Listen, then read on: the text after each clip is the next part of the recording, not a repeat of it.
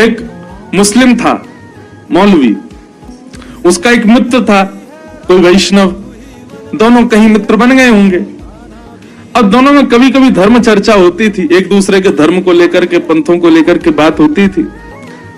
तो एक दिन उस मौलवी ने अपने वैष्णव उस मित्र से कहा, बोले एक बात बताओ, तुम्हारे यहां कोई ऐसा कोई मंत्र है, ऐसा कोई श्लोक है या कुछ ऐसा है जिससे तुम्हारा खुदा साक्षात मुझे दिख जाए?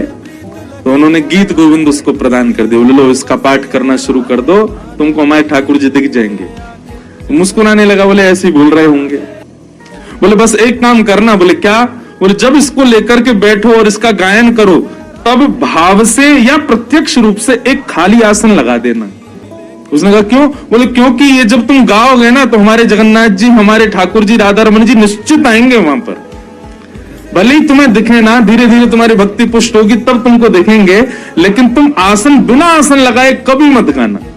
एक आसन सन्मुख या आसन नहीं हो तो एक भाव से कि मैंने यहां पर एक चौकी लगा दी है, ठाकुर जी अगर आप आओ तो बैठ जाना, एक आसन निश्चित रख देना। मौलवी ने कहा ठीक है। अब वो रोज गाते और रोज एक आसन लगाते। इसी प्रकार अलग अलग अष्टपदियां गाते, धीर समीरे यमुना तीरे बसती बने बनमाली। थे तो मौलवी लेकिन संस्कृत आती थी। प्राचीन भारत में सबको संस्कृत आती थी। संस्कृत जैसे आज हम हिंदी बोलते हैं, वैसे प्राचीन भारत में संस्कृत सबको ही आती थी, सभी बोलते थे। ऐसे वो रख करके गाते थे रोज।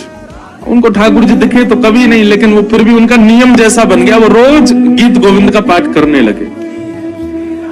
एक दिन वो कहीं उनको जाना था, बड़ा विलंब हो गया और विलंब होने की वजह से वो गीत गोविंद का पाठ नहीं कर पाए।